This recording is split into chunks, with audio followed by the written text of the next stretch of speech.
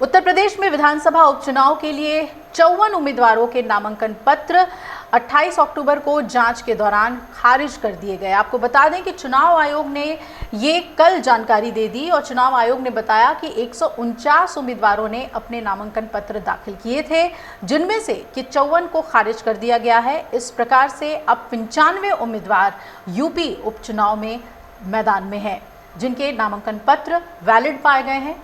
अब किन सीटों पर कितने उम्मीदवार रेस से बाहर हुए हैं, आपको वो भी हम सिलसिलेवार ढंग से बता देते हैं।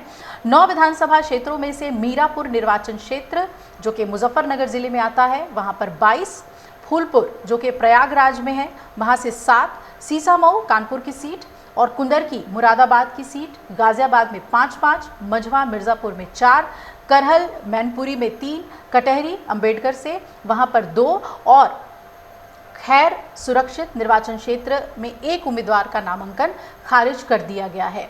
चुनाव आयोग ने 18 अक्टूबर को विधानसभा उपचुनाव के लिए अधिसूचना जारी की थी। नाम वापस लेने की अंतिम तिथि 30 अक्टूबर है और चुनाव आयोग ने अदालत में लंबित मामले के कारण मिल्कीपुर अयोध्या को छोड़कर 9 सीटों पर उपचुनाव की घोषणा की है। अब राज्य की 9 सीटों पर उपचुनाव 13 नवंबर को होने हैं। मतों की गिनती 23 नवंबर को हो जाएगी और जिन विधानसभा सीटों पर उपचुनाव होने हैं उनमें कटहरी, करहल, मीरापुर, गाजियाबाद, मंझवा, सीसामऊ, खैर, फूलपुर और कुंदर की सीट शामिल है और इनमें से सीसामऊ को छोड़कर बाकी सीटें विधायकों के इसी साल हुए लोकसभा चुनाव में सांसद चुने जाने की वजह से खाली हुई है। सीसामऊ सीट के बारे में आप जानते हैं कि विधायक इरफान सोलंकी को एक आपराधिक मामले में सजा सुनाए जाने की वजह से सीट खाली हुई।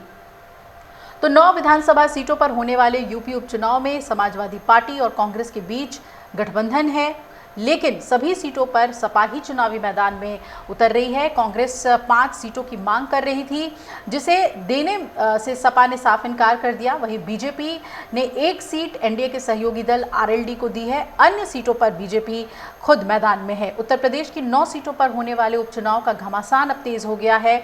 एक तरफ बीजेपी और समाजवादी पार्टी ने अपनी पूरी ताकत झोंक दी है, तो वहीं दूसरी तरफ आरएसएस ने भी बीजेपी के लिए मोर्चा संभाल लिया है। बीजेपी की जो सियासी जमीन है उसे मजबूत करने के लिए इस बार संघ यूपी में टोली प्लान की रणनीति के तहत आगे बढ़ रहा है, जिसके तहत कार्यकर्ता टोली बनाकर घर घर लोगों से संपर्क करेंगे। आरएसएस की टोली प्लान के तहत जिन 9 सीटों पर चुनाव होना है वहां के तमाम इलाकों में संघ के कार्यकर्ता छोटी छोटी टोलियां बनाकर अलग अलग इलाकों में जाएंगे और लोगों के साथ बैठकें कर उन्हें राष्ट्रहित और हिंदुत्व का पाठ पढ़ाएंगे। ये टोली जो है वो 5 से 10 लोगों का एक ग्रुप होगा जो कि लोगों से मुलाकात करता रहेगा। ये कार्यकर्ता सीधे तौर पर बीजेपी का समर्थन करते तो नहीं दिखाई देते, लेकिन लोगों से सुशासन, राष्ट्रहित, हिंदुत्व, विकास और लोक कल्याण के मुद्दे पर बात करेंगे और उनकी राय को बीजेपी के साथ जोड़ने की कोशिश करेंगे। तो ये रणनीति कितनी काम आती है बीजेपी की, ये देखना बहुत ही अहम है। और क्या एक बार फिर से जो अपनी खोई ज़मीन है बीजेपी की, इस बार जो लोकसभा चुनाव में हार मिली उसके बाद उसे वापस अपने हाथ में वो कंट्रोल बीजेपी ले पाती है या नहीं, वो देखना बहुत ही अहम होगा।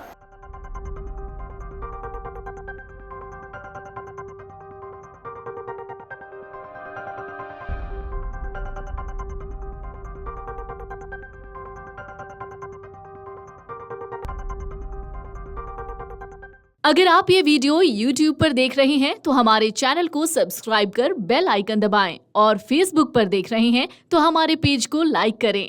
8 मिलियन प्लस सब्सक्राइबर, आपके इस भरोसे के लिए बहुत धन्यवाद।